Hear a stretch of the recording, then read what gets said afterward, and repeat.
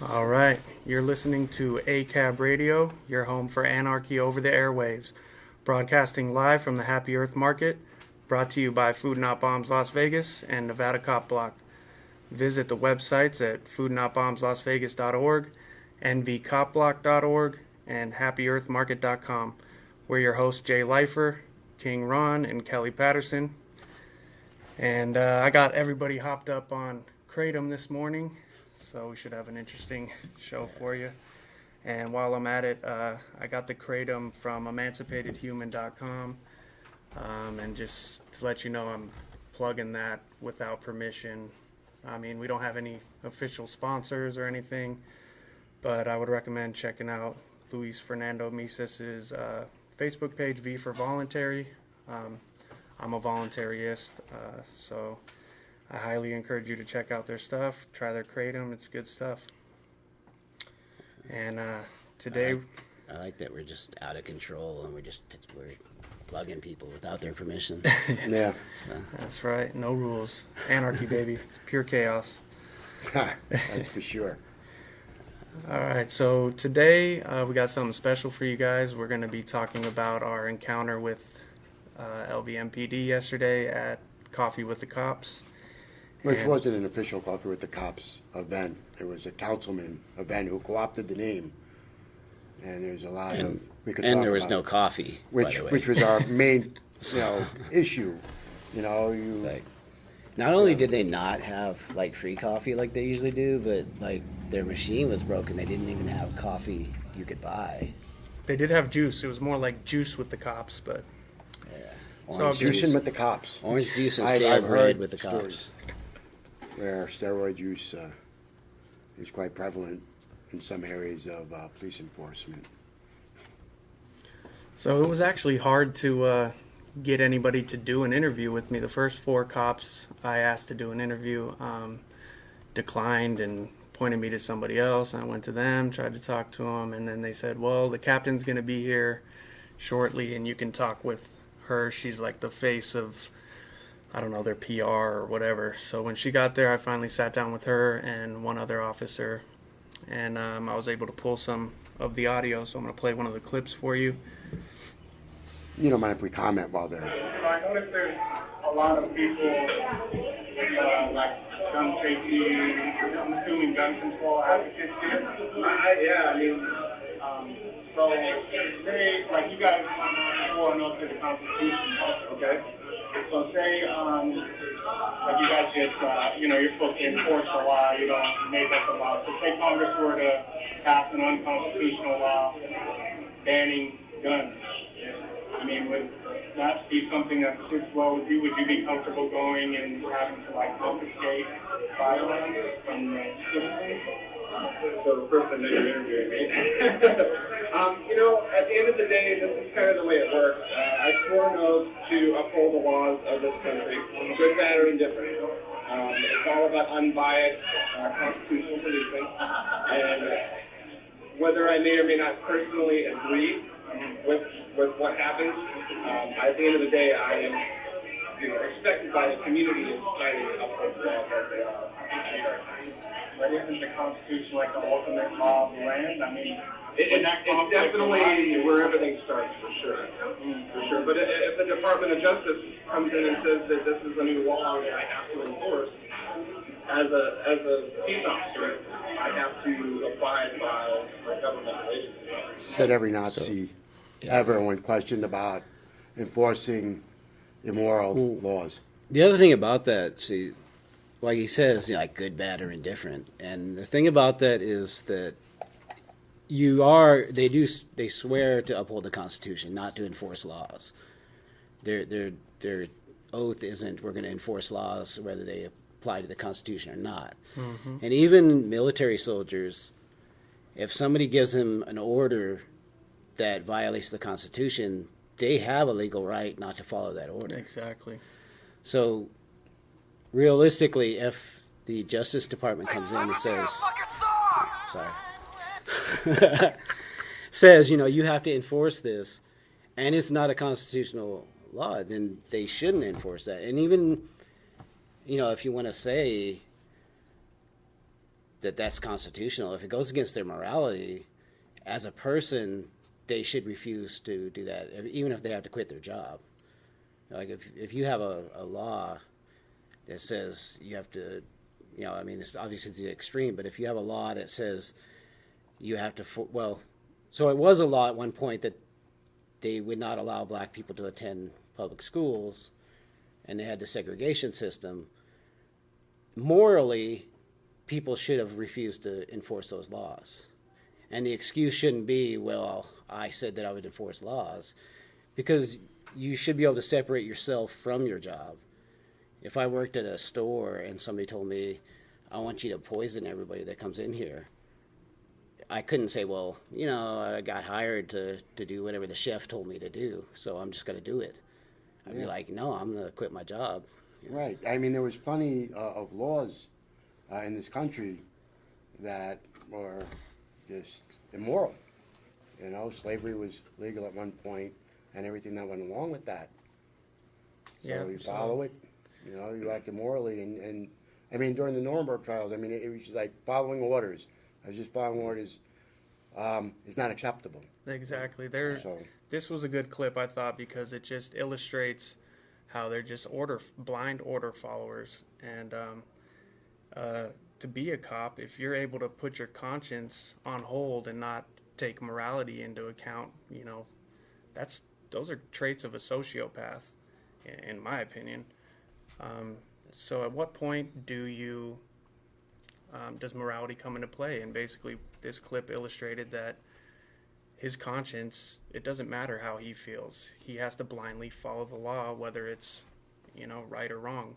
And Congress in the past has passed unconstitutional laws, the Patriot Act and the NDAA, just a couple examples. So what he's saying is he'll blindly follow any law passed down from Congress. Just like in World War II when we were at war with Japan and they rounded up all the Japanese Americans and put them into concentration camps.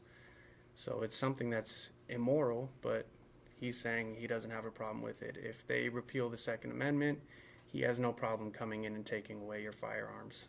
And if you take an oath to the Constitution, I don't see how you could do that, but he's saying right there that he would do it.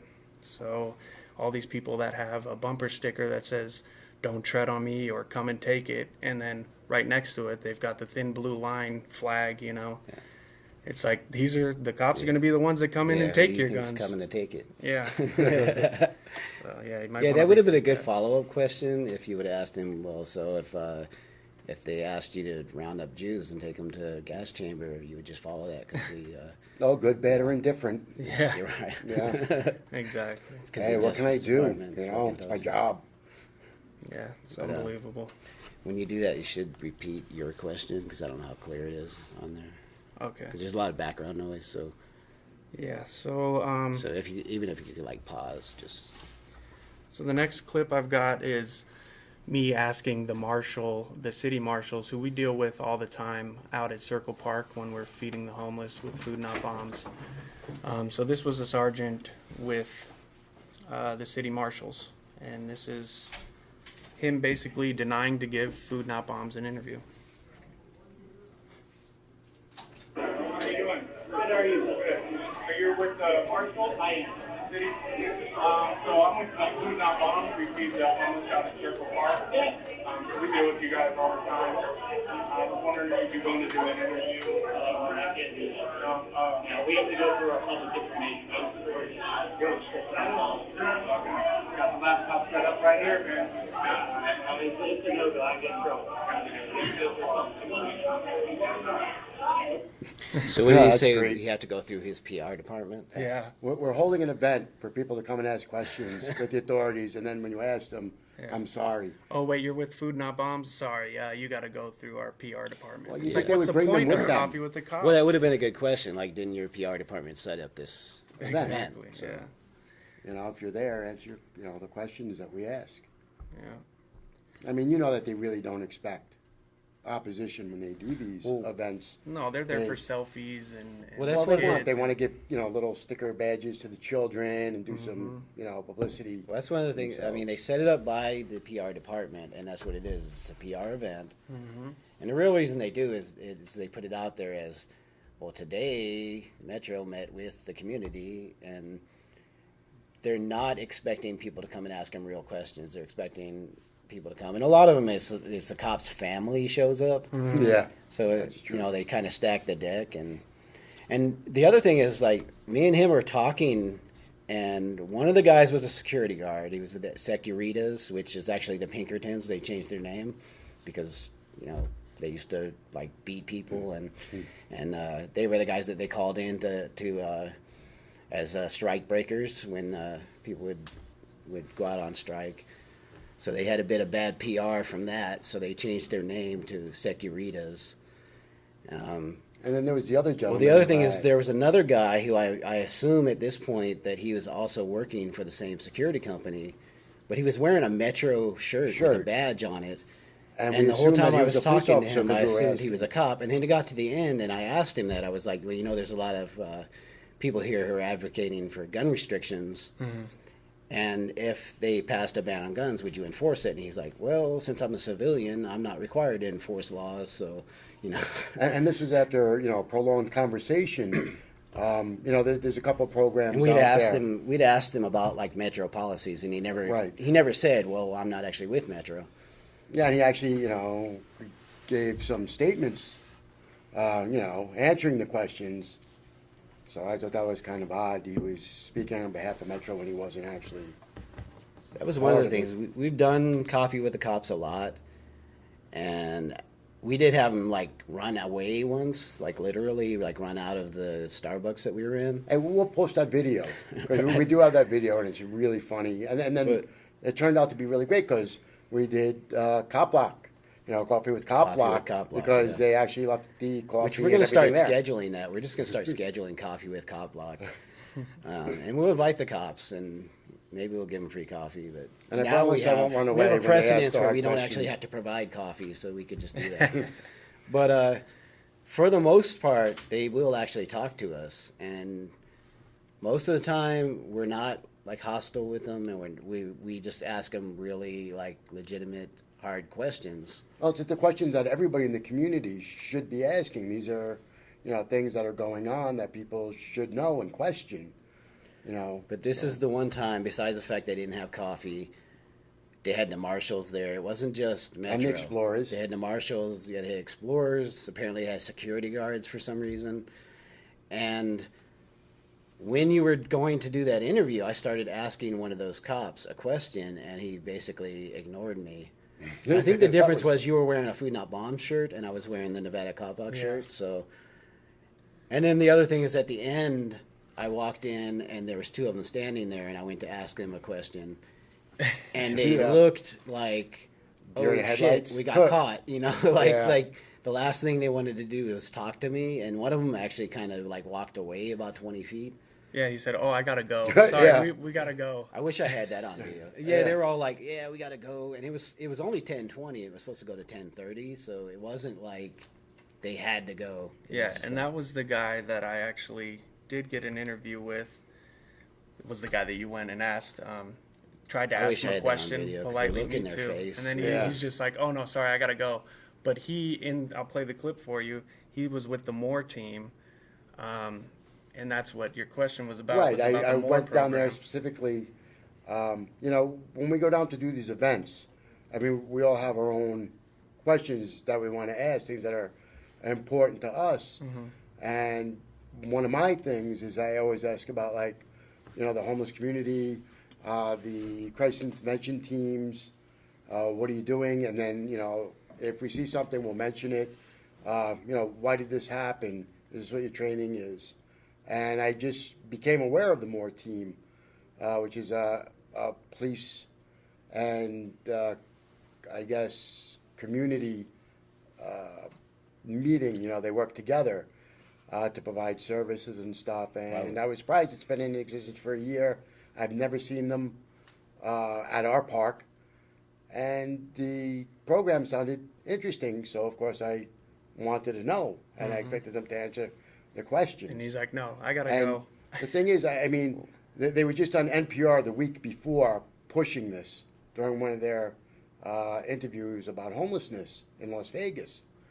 So, you know, they felt it was important in a controlled atmosphere to be able to come out and speak, but where it wasn't as controlled and you could ask more difficult questions, it was a little harder to get any like real answers about what was happening. Well, here's what I was able to get out of this guy from the Moore team. I'll play that clip real quick. It's about 4 minutes.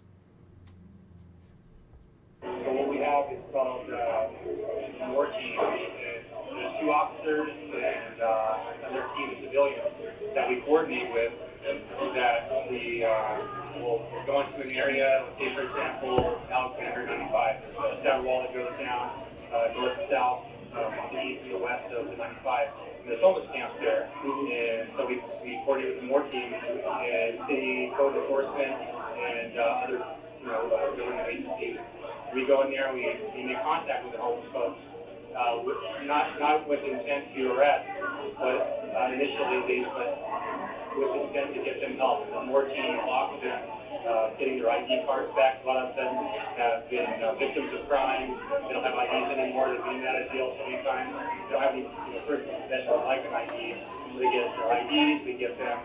So it's not to run them out of the area. No, well, you allow them to live there, or we don't want them to live there. We're not there to remove them initially. What we want to do is offer them,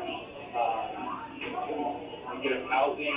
We offer them housing, getting their ideas on the legal floor, and medical services, and in some circumstances, counseling services. Just like the captain mentioned earlier about substance abuse issues. If you just arrest them and get them out of the area, they're just going to go to jail the next day, and they're going to make their way back to where their camp was. Can you guys give people bus tickets for family reunification? Right, that's another option too. So the Moore team will offer them a plethora of different services depending on what their needs are.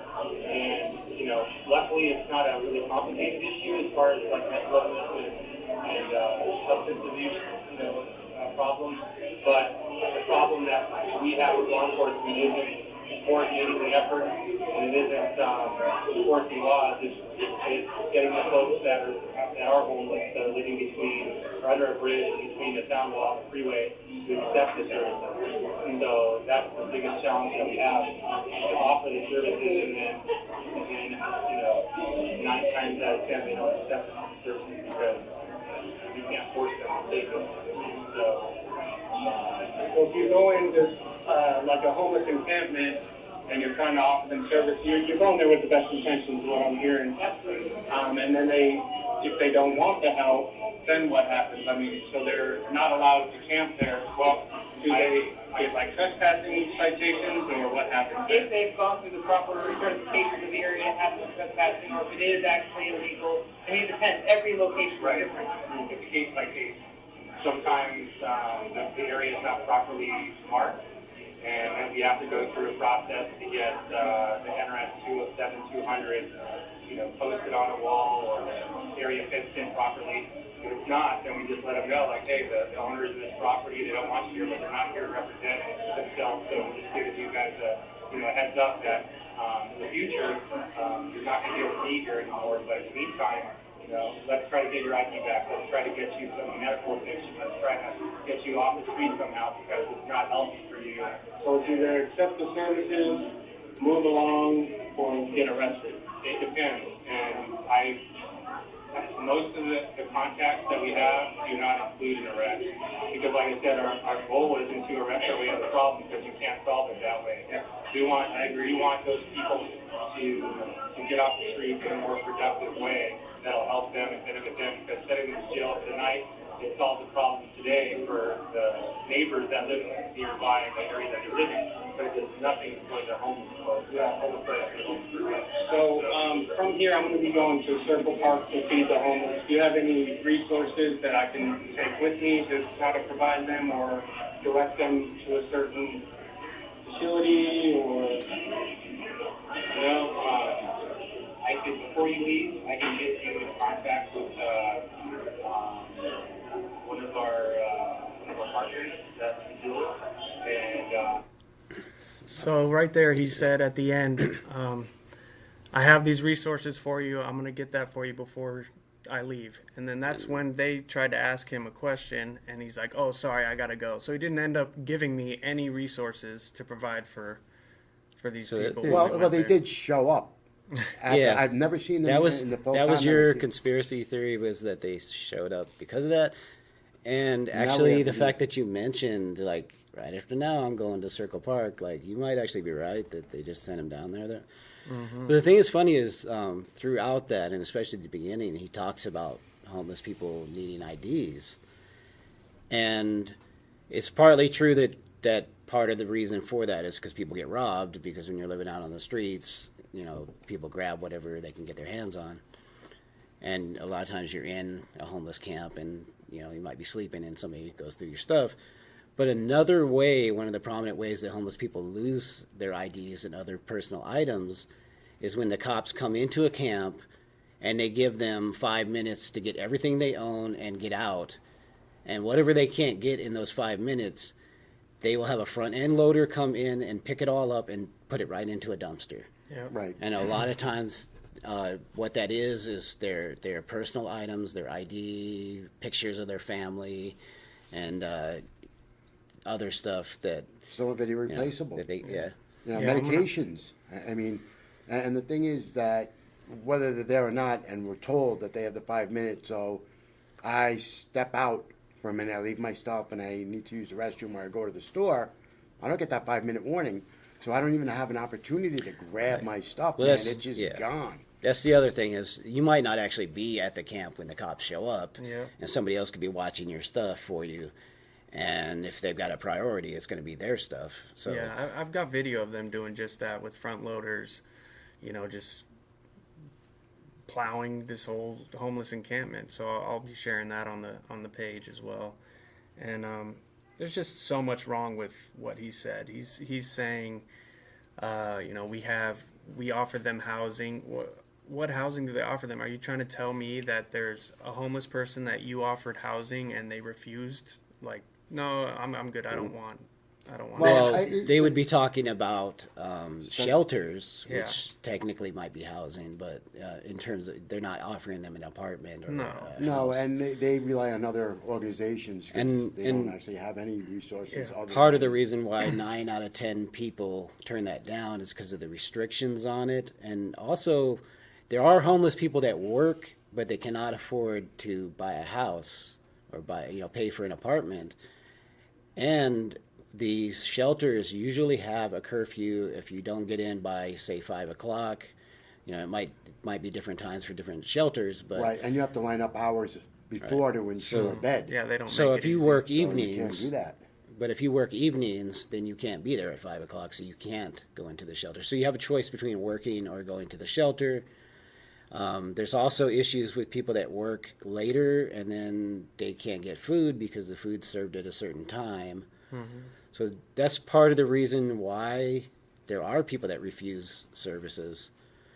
And I mean, listen, I've heard stories from people who are out there that don't like the shelters because of either bedbug infestation, violence that goes on there. You also So have it's to, not always a safe place. in terms of theft, you also, the thing I've heard is you have to sleep on top of everything you own, because if you leave it out, somebody comes by and grabs it. So, Right, so you have all your rights restricted and you still get screwed with. You still could lose your stuff. You still could, suffer acts of violence. One of the interviews that I recently heard is, they had some of the heads of these shelters and they were like, well, that's not true. We have cameras up, and they denied. They wouldn't, even, give the idea that any of this had any sort of credence to it. And if the people are telling you this, and you deny it, it doesn't make it not so. Yeah. Yep, and then he goes on to say we're not there to arrest these people, but I mean, But they're one if you one live in radio Vegas, call away you, from the guys who do. everybody. So. I'm born and raised here, so there's countless times where I see the police just harassing the homeless and trying to get them to move along. So to say they're not trying to arrest themselves out of the problem, that's exactly what they're doing. They're arresting them, like Kelly spoke about on our last episode, just to build, a rap sheet, in the hopes that if they commit a crime in the future, that they'll say, look at this hardened criminal with this long rap sheet. And then that way they can put them away for that serious offense if it does happen in the future. Well, with the Moore team, I mean, I don't think they go out there with the intention. I think it's kind of a good cop, bad cop. Look, we sent out these good to put on a good face, and we're not there to arrest them. We're there to help. Mm-hmm. Now you refuse that. Now comes in. Mm-hmm. Well, that's the other. ones I'm sure when he says we, he's talking about the 4 officers that are part of the Moore program. Yeah. Yeah. 4 officers So the take other care of it 5 days a week. 1,700 Metro cops, there's a pretty good percentage of them that are trying to arrest. Yeah, so the 2 right. were for however many Yeah, officers they have in 2 Moore teams team. of 2. They work 5 days a week. Yeah. And So last I there's 4 checked, cops homeless out is- there that aren't trying to arrest people. So the other That would be nice. 1,696. All right, got another clip here. This one's about body cameras and just accountability in general. It's about 2 minutes. Okay, now, so all officers wear body cameras, right? Uniformed officers, yeah. Uniformed officers, okay. And That's not true. I've seen that the audio can be turned off, and the video as well be turned off. You can't turn off the audio anymore. No. We just got to take that feature out because it really wasn't helping. Yeah, I think that's good. And so now it's Even more transparency, yeah, that's good. And it protects you guys against false accusations as well, right? That's right. So it's not only bad, like some people think, yeah, actually. It's great, we support it very much. So, there's no way to turn it off then? So you can. Like if you have to go to the restroom or. Yeah. So if, say there was an altercation with a suspect and an officer were to turn it off, does the It's handled on officer, a case-by-case basis. so there's disciplinary measures? Oh, any use of force, any use of force, may it be body camera or not, has protocol and procedure and policy that governs it. So of course, if there's anything that we feel challenges the integrity of the process, it's always looked at. Okay. That's good to know. I wasn't sure if we needed to pass, the people try to get a law passed saying, there would be a mandatory punishment if an officer turned off the thing. You're saying you guys He does well. hold them accountable. I'm very proud. All right, I got to play that. You can barely hear it, but she said, one of the things our department does well is police ourselves. So let me just try to play that. I'm sure in her view. And also, as long as we're paused, every police officer does not wear a body camera. They have the option, most of them. Going back to the More Cops tax, where they tried to pass a law, or they eventually did pass a way smaller tax, but they made it was going to be part of the sales tax, and it was a law intended to give them more money to hire even more cops. Mm-hmm. That's why it was called the More Cops tax, obviously. But one of the things they put out there as an incentive to get people to pass that was that they were going to have all cops wear body cameras. And then by the time it got to the point where they were actually voting on it, they had watered that down to all of the cops hired after a certain point would have to. Right. Everybody else, it was optional, and they could or could not wear one, depending on what they wanted to do. Another thing that wasn't true, she said you can't turn off the audio anymore. But I just saw... That's not true. Yeah, I just saw a PR thing Governor Sandoval was doing, and he had a uniform on and a body camera, and the cop showing him, look, you push this to turn the video off, you push this to turn the audio off. So, of course, you can turn it off. I don't know if it's the same video, but Steven Stubbs had one where a cop is instructing another cop how to turn off the audio. Yeah. So Now you know. Yeah. Right?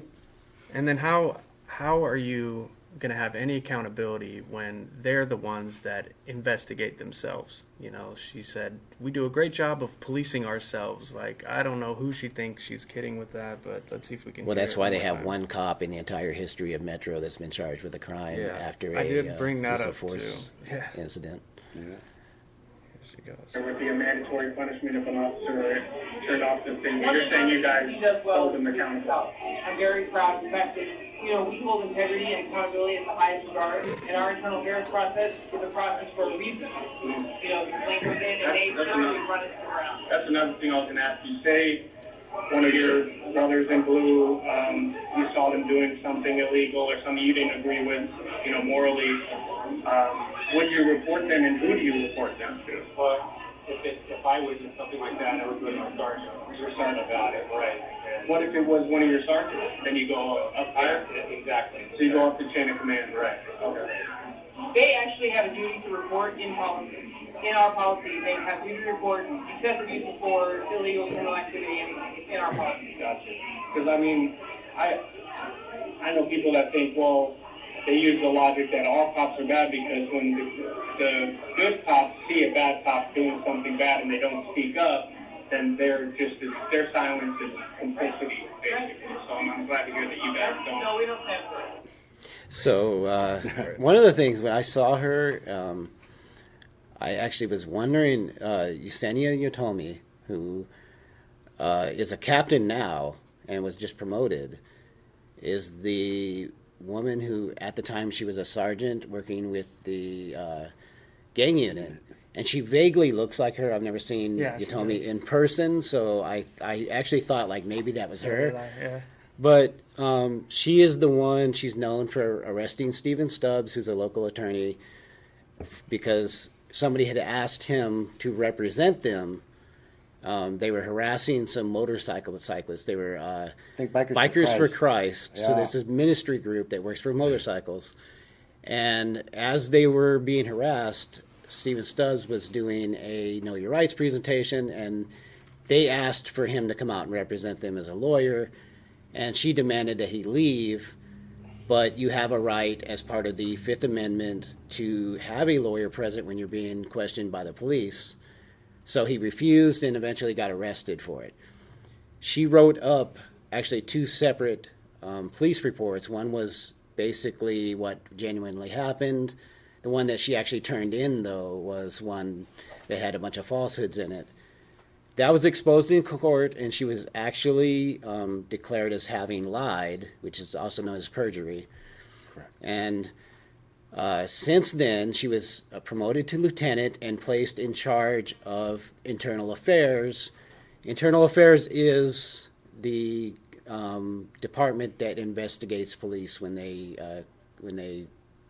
commit misconduct. Yeah, so what kind of accountability So- we're Well, going to that- have with so the person people who like was- her running Right. that? So the person who was proven in court to have committed perjury was placed in charge of the person who's supposed to investigate police when they. It's not unusual It's a joke. because police officers that commit murder Right. and kill And she's- are also put in positions where they counsel. Right, and then since then she's been promoted to captain and put in charge of a area command.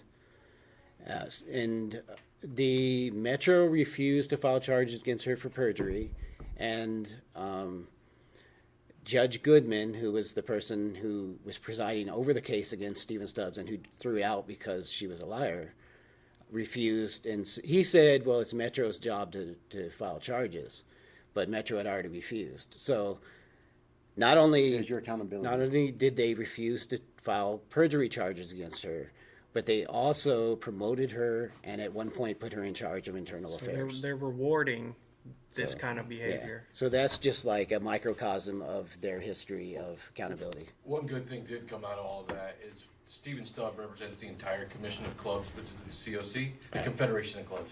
And Stephen was able to get them to stop most of the motorcycle profiling. Because at the time, Metro was pulling over everybody with a patch. And everybody who had a patch got put on the gang list from the ministry to the Vagos. Like every single family organization got put on the gang task force list, and we were all being harassed. And it has since kind of slowed down because of Stephen Stubbs' work. So thanks, Steve. Yeah, he does good work. He for does. sure. He's a friend of the community, And a lot of times pursue it, police brutality cases. Yeah, Steven Stubbs does great work with cyclists and with other people also. He represents me, as a matter of fact, on my last arrest for filming the police. But he's very much known for representing motorcyclists. Again, we don't have any sponsors. Steven Stubbs does not sponsor us. But we will accept it if you choose to. We are plugging people without their permission again. But we might just send them a bill in the mail anyways. Right. All right, one last clip. This is about lack of transparency with the 1 October shooting. I had another clip that was longer that I accidentally deleted it. So what I'm going to do is the video of the interview. I'm just going to upload the whole thing to the site. I'm sure Metro understands accidentally deleting videos because that's one of their things. Yeah, I took that from their playbook. Yeah. All right, here it is, a real short clip. So in terms of transparency with the investigation, the 1 October investigation, so I know it's all in the courts right now, and the judge actually ordered more body cams and phone calls released, and then the lawyer for Metro said that it was going to cost almost $500,000 to release that stuff. I personally don't think that that's fair to the public, to the media. You know, when we're requesting this information, we're requesting transparency. We want truth. You know, survivors and victims want answers, you know, to this whole shooting. So how can you charge almost $500,000? It's not us that charges it. You have to understand the amount of information. Sure. There's thousands of hours of body camera, surveillance camera, iPhone video. I mean, you can't even begin to imagine how much footage we have. So couldn't it all just be like uploaded to a cloud or something like that? Well, that's how the internet works. Look, this is not my debate for our legal department. All I'm saying is they told us that it's not that they don't want to release it. She said it's not that we don't want to release it. Well, what's the purpose of having, this footage? Yeah. I mean, they took the footage is available, so... They released the videos of their officers looking heroic, like, that night. Mm-hmm. So they didn't have much issue going through those videos and releasing them to the press. And that's one of those issues with body cams. And that's also one of the reasons why those of us involved in groups like Cop Block tell people to continue filming the police, even if they have body cams. Cover your own ass, yeah. Because they release what makes them look good, and anything that doesn't make them look good disappears. Yeah. Yeah, I just couldn't believe that. It's not that we don't want to release it. We want to release it. And then she said, it's not us charging the money. It is you charging the money. Metro's the one demanding the money for it. Oh, we have a call in? That wasn't supposed to Yep, there we go. You're on the air. Caller, what's your question? Yeah, so that was another thing I asked them about Lombardo and if they would endorse Lombardo, and they both said yes. And she said it's because of what he's done for transparency. And I mean, I laughed during the interview when she said that, but I'll put that up. If you muddy the waters, and it's for the transparency, he just, So they're part of that 4% that supports him.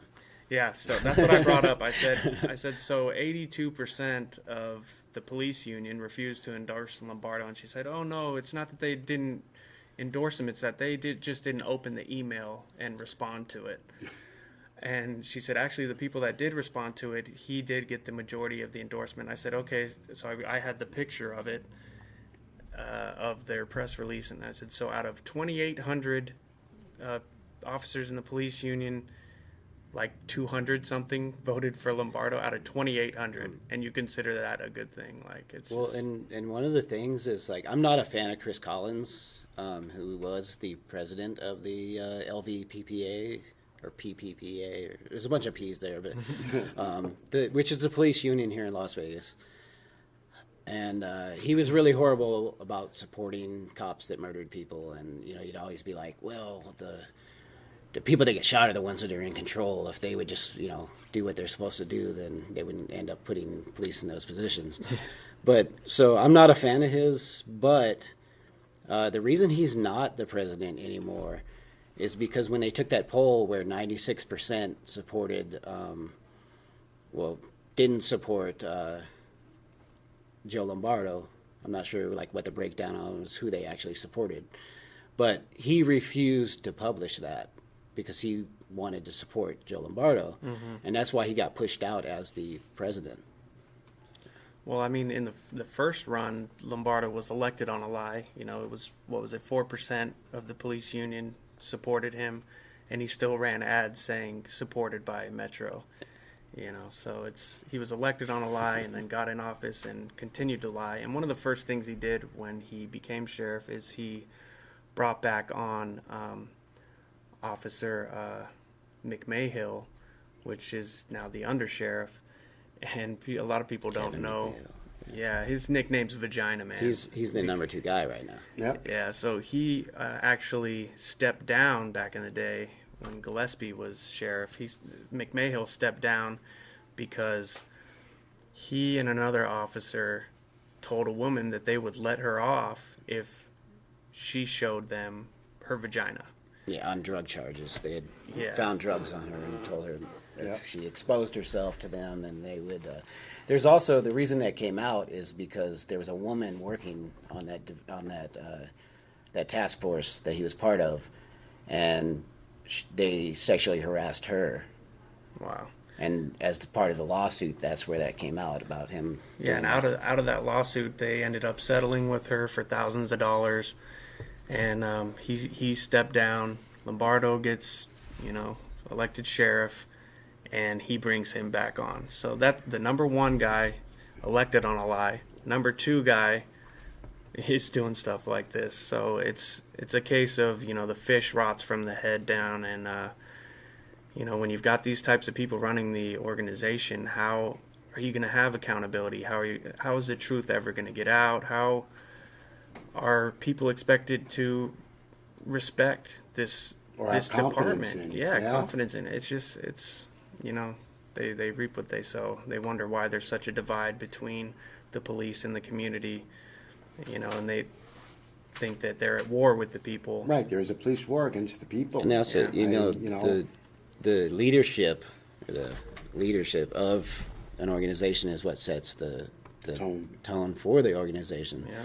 And if you look at just over the past 2 years, they've had about 8 high-profile sexual-based cases where cops have gotten in trouble. One was the guy basically had picked up a prostitute, and she raised the price on him, and he beat her up, and then took the money back, and he was on duty at the time, so it wasn't even in his own private time. And then the recent case, which got a lot of attention because of the fact that he was actually at Mandalay Bay during the Route 91 shooting. He was one of the guys in the hallway guarding the room, but he was raping a family member for 9 years since she was 9 years old. Until after she was 18, Yeah. And then when he was arrested, he was part of a standoff with, they had to bring in SWAT to bring him in. That was the second standoff with an LVMPD officer within that week. I remember it was just unbelievable. Yeah, and then it ended up getting worse. I thought that was bad enough, a rapist cop.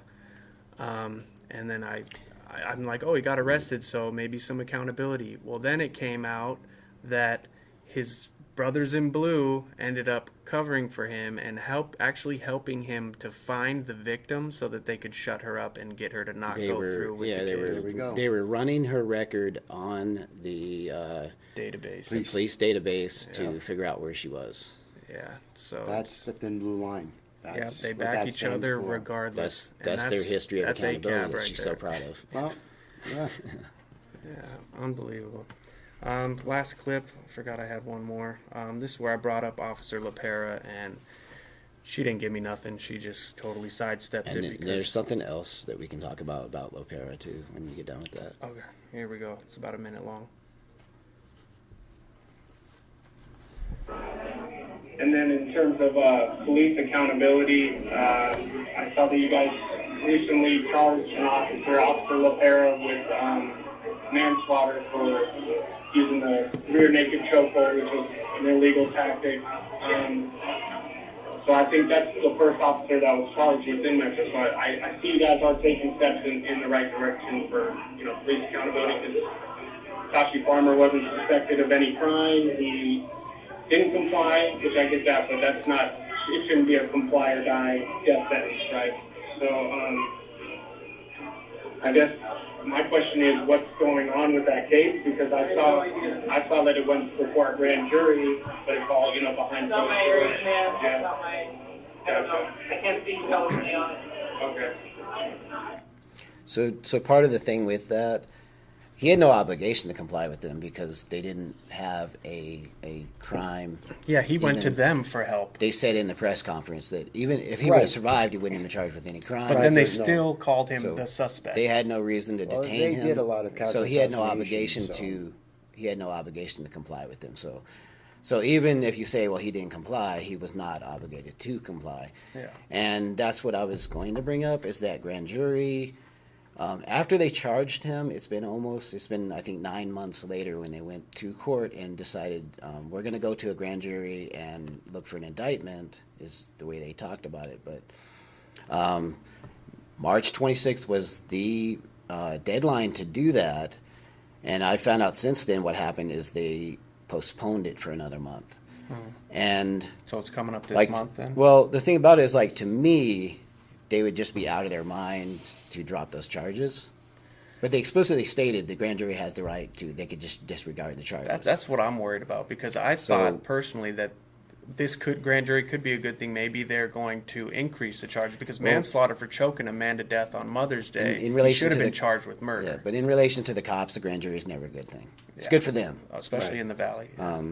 And the thing is, the old saying is any district attorney worth their salt could indict a ham sandwich. But so in essentially, because you're not saying they don't have to put out enough to say that we can convict him. They just have to prove that they have probable cause to charge somebody. The thing is, when it comes to cops, it's the exact opposite. Hardly any cops ever get charged. And the reason for that is because they use these grand juries, and part of the grand jury is that it's a secret process. Yeah. So you can actually be charged with a crime and placed in jail if you disclose anything that happened during the grand jury. So basically what happens is the DA goes in, they throw the case, they put out really bad information, they don't do a complete, thorough job of it, and they basically advocate for the cops, and then the cops get let off by the grand jury, and then the DA goes out and says, well, we tried, but the grand jury wouldn't indict them. So they're basically saying, it's a way of looking like they tried to do it, but they didn't. But so the thing with Lopera is when that came up 9 months later, all of a sudden they're going to take it in front of a grand jury. Like, my first thought is they're going to overturn that and drop those charges. But at the same time, I'm like, there's no way they could do that. They're not that fucking stupid. But if they do, we'll be now in the they've streets. postponed it a month. What would they need to postpone it for? So You had 9 months to. I have a suspicion that they're going to drop the charges on him. And It's going to be another Ferguson here. It'd be thin blue line. They protect Yeah. their own. So we shall see. So on that note, so this Mother's Day coming up, it's the 1 year anniversary since he was murdered, and there's going to be, we're going to be out in the streets. I believe it's going to be at the Venetian. People are going to go. We're going to have like a vigil. There's going to be some good speakers. I know Stretch Sanders will be there. Nisa with Stretch Sanders is with All Shades United. Definitely check them out. Nisa is with Force Trajectory Project, and check them out. They do some good work. There was a recent shooting just this last Friday where a Vegas man was murdered, 22 years old, shot down by cops, 2 officers who I think have like 3 years on the force between them. So they're, rookies, and ended up killing a man that they didn't need to kill. And she wrote a good piece about it. It's on their website. I think you shared it on Cop Block as well. yeah. So definitely check that out. And she does do another project. It's called Families United for Justice. Oh, yes, Which, as the name implies, she connects with the families of victims of police violence. And it's not just here in Las Vegas. It's a national group. So there's that event on Mother's Day, and if I can find the event that Nisa's holding, or it's at UNLV, but if I can find it, I'll share that with you guys on our page as well.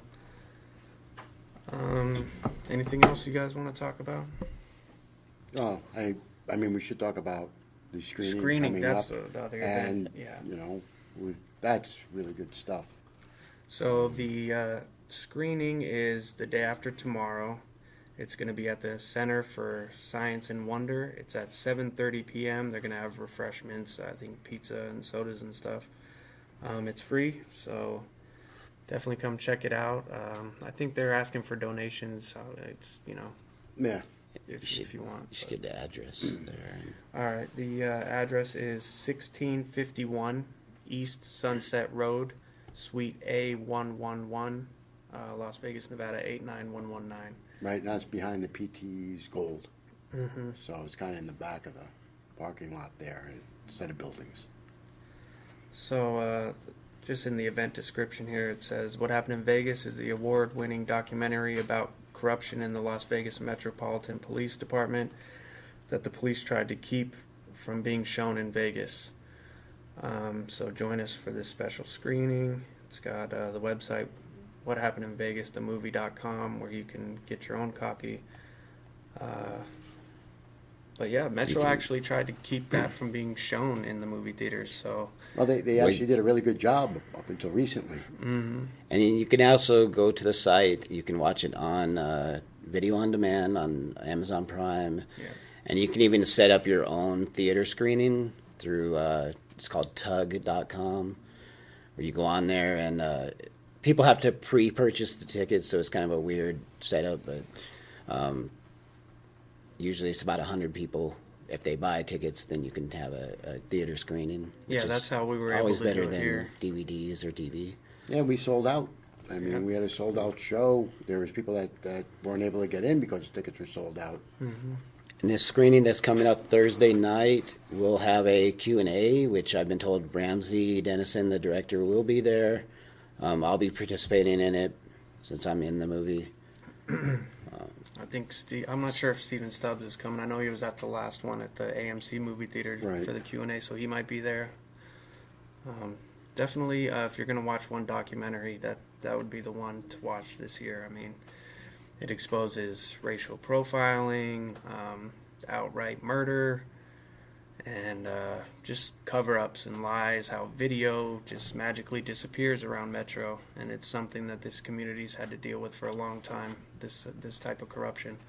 So, And hopefully we're preaching to the choir on that. If you're listening to us, it should really be important to you. It's So based that's on, something. it's based around the murders of Trayvon Cole, Eric Scott, Stanley Gibson, and Tashi Farmer, all of which were pretty prominently known here in Las Vegas. And when you watch the movie, it really shows how blatantly bad and really just the fact that they are murders.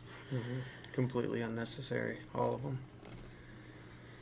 And he does what I really liked about it is he did a great job humanizing, the victims, because Metro does The opposite. the They exact do opposite. character Yeah, character assassinations. assassination. And it's a horrible thing. I mean, these people are already, they're victims. They're dead. A lot of times for these, they were innocent. There was no reason for them to die. Mm-hmm. So, with the character assassination, I mean, it cuts to the families again. I mean, they've already lost a loved one, Mm-hmm. and then they go and smear the person's name, and it's to change and to sway public opinion to make the police look better. Yeah. That they do it so that people aren't outraged by these murders. Yeah. They say, well, maybe he deserved it, you know. Well, Exactly. look at what he did. He had a traffic ticket in the past, so he was already a scofflaw, you know. So it's really infuriating that they do this, and it's they do this time and time again. It's one of their tactics. And when you see the film, this be made abundantly clear. And when, God forbid, there is the next incident where the police murder another person, and you'll be able to start to filter out the narrative that the police are giving and look at it with a more balanced view. Yeah, that's what And they say, just you know, did. the guy got busted for, you know, a minor drug charge. Doesn't mean that the guy deserved murder. So. And that's what they do is they make it seem like that guy deserved to be murdered. Yeah, like, aren't you glad we got him And off the streets? Type Tashi Right. Farmer Brown was a really good example of that because when they did the press conference, they went back to a DUI he had in like 1990. Yeah, they as went back, a what, justification 20 for it. years to try to smear Right, somebody. to dig up dirt. Yeah, to make him look like, you know, he's some piece of shit when he was just a good dude, not suspected of any crime. But throughout the press conference, they still refer to him as the suspect and then bring up, you know, stuff from 20 years ago. It's just, it's disgusting that they do that. And they just did it with the Junior Lopez shooting, which was, I believe, the 5th officer involved shooting so far this year. It just happened on Friday, and they did the same thing with the press conference that they just released. I believe it was yesterday, and I watched that today, and they released all the body cam footage, which I am glad at least Metro releases the body cam footage, the names of the officers involved, because the most recent one in New York, you still don't know who the officers were, you still don't have the footage, so there are places that are worse when it comes to that.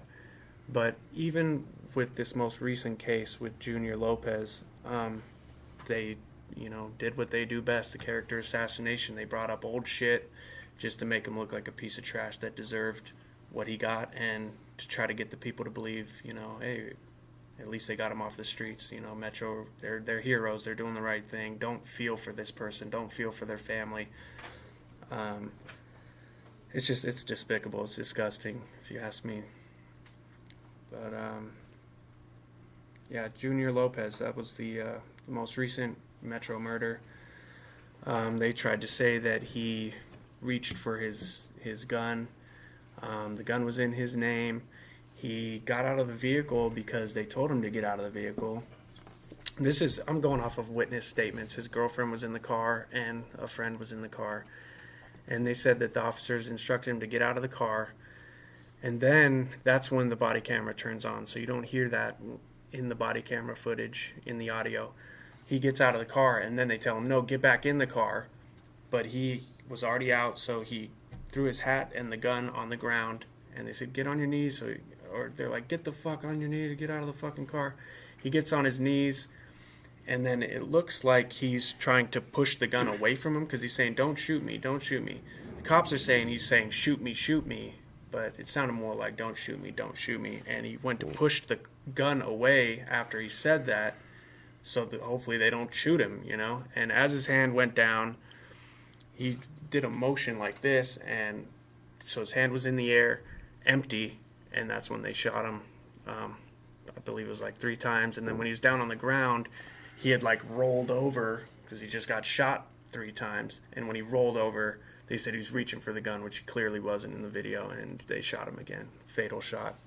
So he was shot, I believe, 4 times. And right in front of his girlfriend, you can hear them screaming. It was just a very sad, hard thing to watch. But that's what Metro does. I mean, Now there is a police war against the people, you know. unnecessary. Well, And it and comes didn't time have and to time die. again. And in the Eric Scott case, when he was on the ground, the other cops like unloaded their weapons. When he was already, he would have died anyway. He was mortally wounded, but at the same time, he's on the ground. And they just couldn't emptied have their done anything. clips. Yeah.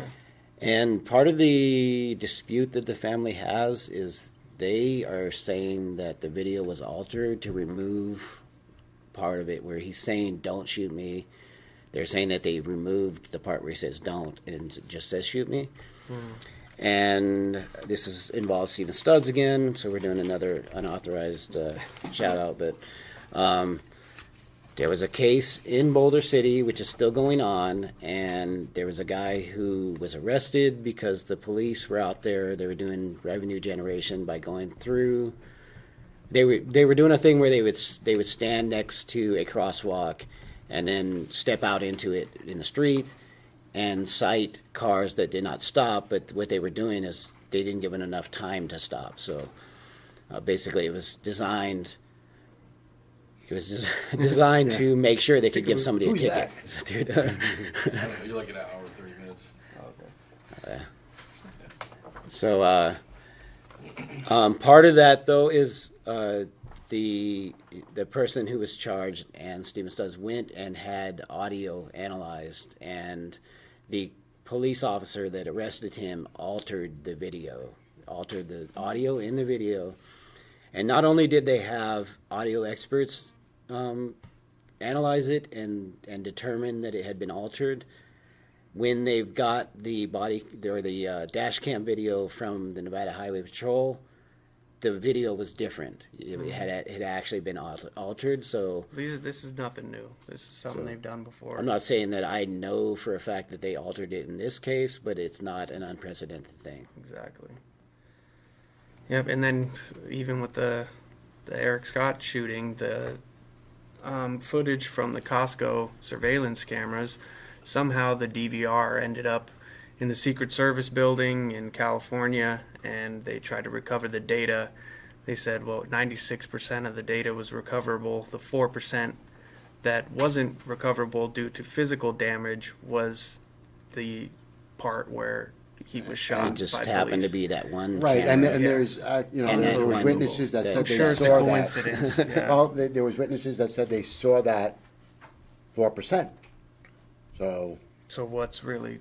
Well, there it is, was there, and people actually witnessed it, and so And they then say. it was gone. one of my videos is one of the videos that his father cites, where he says there's 5 Metro officers who have stated that they've watched the shooting of Eric Scott, and one of those officers is one that I was talking to at the time, and I have on video. Wow.